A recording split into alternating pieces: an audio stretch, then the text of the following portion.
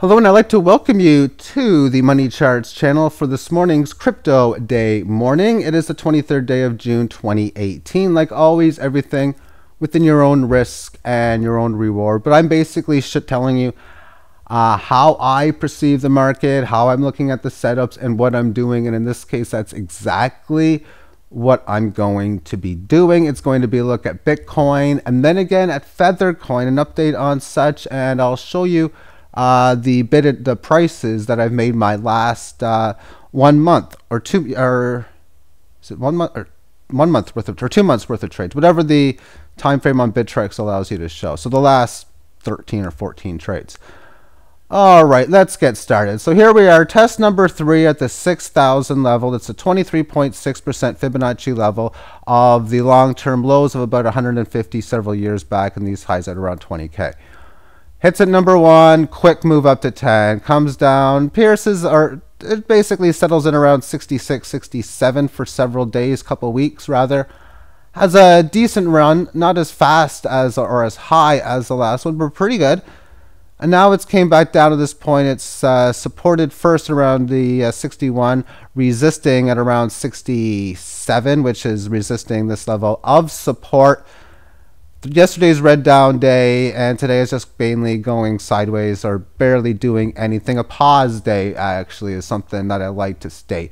That's when you follow either a very nice up or down move and you just barely go up, or you're not really going up or down. You're just staying either on a down move at the lower end of the red candle and on a green candle at the upper end. So it's pausing that situation. Buyers are obviously not coming in, but at the same point, at least since this last low in here, there really hasn't been much for sellers. This was just a free fall down, and all times are going to be Eastern in this one. At 3 a.m. Eastern on the yesterday, so a little over a day ago, is when it started. 1 hour, 2 hour, 3 hours down, going from 67 to about 63, settling in there for a few hours within the move, and then another big wave lower, which happened at the 9 a.m. timestamp yesterday, going down to the 6,100 area.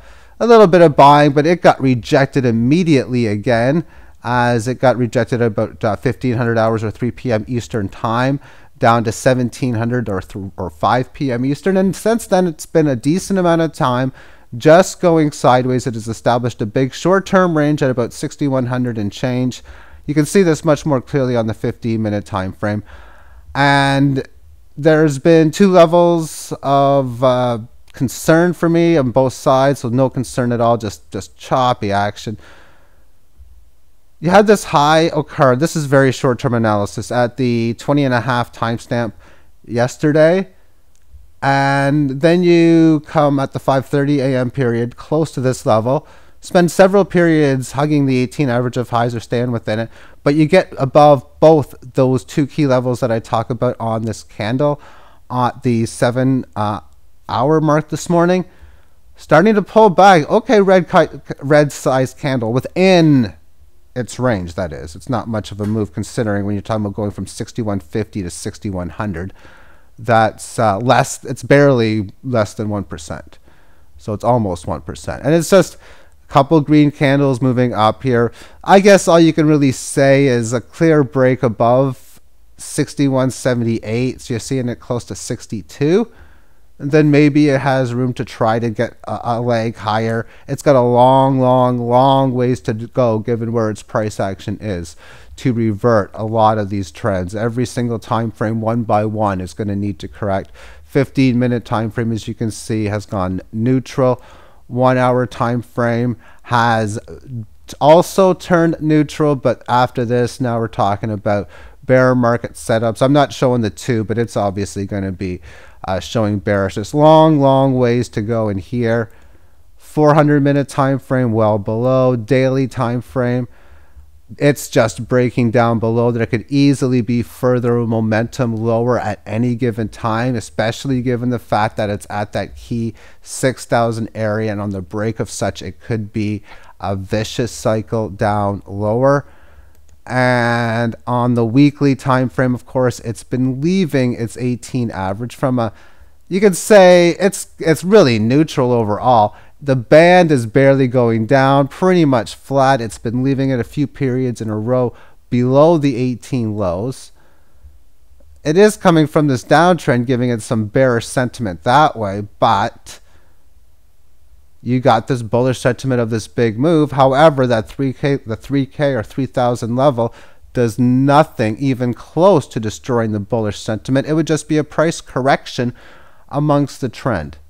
1,000 is the level that has to, that's technically the must hold, but I'm not going to talk much about that unless we get closer to 4,500-ish at this time. Let's move on to FeatherCoin.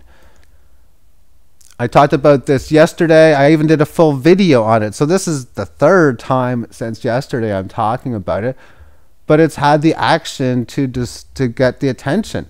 On the weekly chart, several periods going below, and then just one quick move to its 18 highs, pulling back now to the 18 lows and at 1936. Daily term time frame, straight down over and over. And as I mentioned before, getting back all those losses in like a couple of days.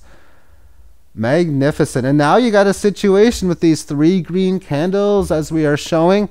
Volatility obviously is high, so it's either got to do something to hold this level of key area and stabilize this big high volatile move on a bullish level.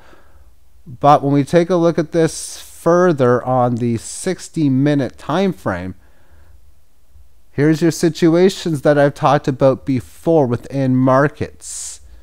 After a big run high, which is what this is, and a very good price correction, well, it goes below the 18 in here, and going from 2,700 to 1,800, that's 900 basis points, about 30% intraday. 1,800 up to about 24, now back down to 1952.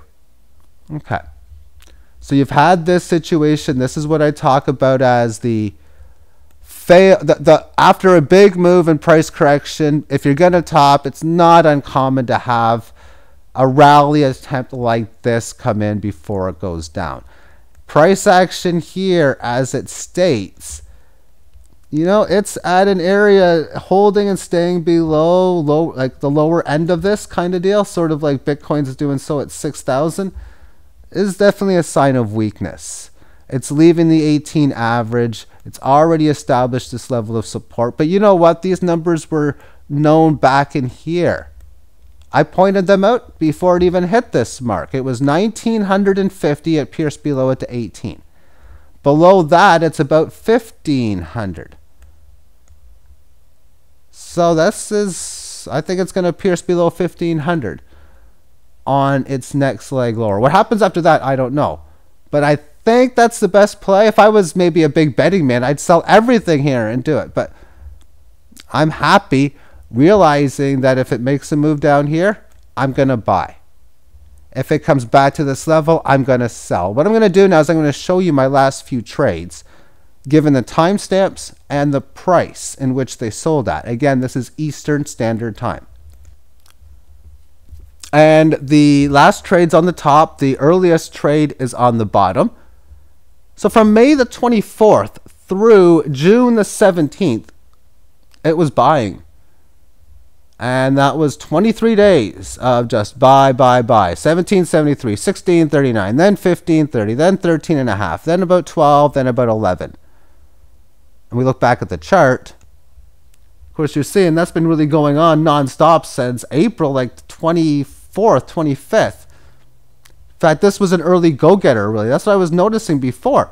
Because February 20th or March 1st or so up to like March 19th, this has a beautiful move. Yet the crypto started reversing on April the 1st. So for this, it just hung in there after it already had the rally. It was the early indicator. Is this going to be the case again? Well, we'll see. I'll be interested just in case. But the market, this market is bullish when everything is pretty much going down across the board. So everything was buying, and then you just start selling as you see these big moves coming into place. For the first sale, which occurred on June the 19th, was only 89 basis points higher than 1099, which means about 8% of a gain. I didn't know it was going to be that volatile. If I did, I wouldn't have sold there. In fact, I would have just waited to the 25.92 to sell. But you don't know that. 14.17 sale. Now, normally I wouldn't sell 14.17 and then sell again at 14.65. But I short sold in the sense that I sold about 20-30% less amount of FeatherCoin than I should have, based on the mathematical calculations for that price point. And I realized that, so I'm like, yeah, let's just make another sale now. 16.87, price goes up 230 basis points. I'm not going for 8% anymore. No way, no how. And then from 16.87, there's no way I'm going to sell at 18 or 1900. So 2000, we're looking at about 350 basis points. So now we're over 20%. 2025 to 2600 almost, that's 570 or so. So now we're getting close to 30%. That should be normal when you have these markets moving high like this, is I like to increase what I need. Now normally, now in the 1188, what would have been my buyback have been? Like 1,000? In a bear market, I want to buy significantly lower than where I bought last before.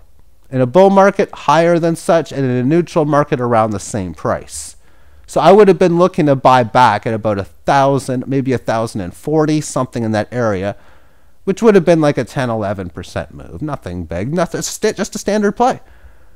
But things don't get standard with those up moves. So again, you move from 20 to 25, and I would normally be looking to buy back happily at around 2,300. But the volatility, you need to extend those levels. And I mathematically calculated yesterday that it was 1950 for the fib. And I was even thinking about playing in the 1800s as my buy order.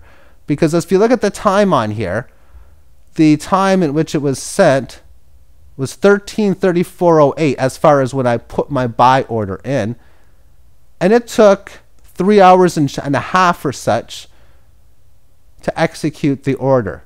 I got my order in. And because I realized that that lower high rally was very probable, I just happened to sell at 23.38. It went up another over into the 2400s, but I'm happy with that sale. And then by design, I bought this roughly exactly pretty much where I'd want to. Now, when you look at the time, 7:30 in the morning, I mean, that's a wake-up buy. That's basically it. And sort of like in these two trades here. This is a go to sleep sale because I know I'm going to bed at about, well, it's 11:04 p.m. Eastern time. I put an order in I put two orders in. I put one in for 2024, and I would have put one in probably well higher than 26. And then I wake up, I see the timestamp here at 7:16. Okay, well, 25.92. I'm looking, I mean, that's good enough for me. I'm just going to take it. And that's basically it. And then so on and so forth. So this was just waking up, seeing that it was 1948. Yeah, I got to buy now. And I did have a buy order in lower. It obviously didn't hit. And that area is, of course, by design. Because I ended up selling at the top somewhere. And then I bought at 1900 in here. So I bought here, sold up here. Because again, this was a spot of the lower high rally that I'd be expecting, and okay, that's great. But buying here, by the way, I would have bought lower here, but buying at 1952 means, okay, where would I sell next? Well, probably back where it was. I mean, 1952 and then again at 2300, it's 20%. It's about double from what I would normally do, and it's a little lower than what I have been doing. And that's to be the case because volatility should diminish with time. So within this level, I already know from yesterday's calculation that 1500 is key Fibonacci, so I'm going to be buying in the 1400s. So So I'm already getting a differential of about 500 basis points on where my buy is, which is over 20%. So that's good volatility. So I'm fine with that. And I look at the volatility and selling here. That would be about, again, that's a difference of like 500 points, even 400 if I settle for a little bit of a lower high. That's over 20%, which is probably what I would do. Look to sell around here. And if this sells, I'd be looking to sell on a break of resistance, or I might even, no, I'd be doing a break of resistance probably, because if it does such an event where it can come up like this from this level of support, then I'm liking FeatherCoin's chances of having another leg higher. But because I know if it breaks below here, it's going to be a significant leg lower, well, 1500 again is Fibonacci. I expect it to pierce below. And I see, I mean, there's a lot of key areas given how this downtrends have worked. But I'd be buying around probably 1450. All right, thank you for tuning in. Again, this is what I'm doing, how I'm seeing the market. Everything you do is always within your own risk, own reward. Anyway, I've been able to help. You're welcome, and thank you for tuning in, all that beautiful stuff. Have a great weekend, and take care. Bye-bye.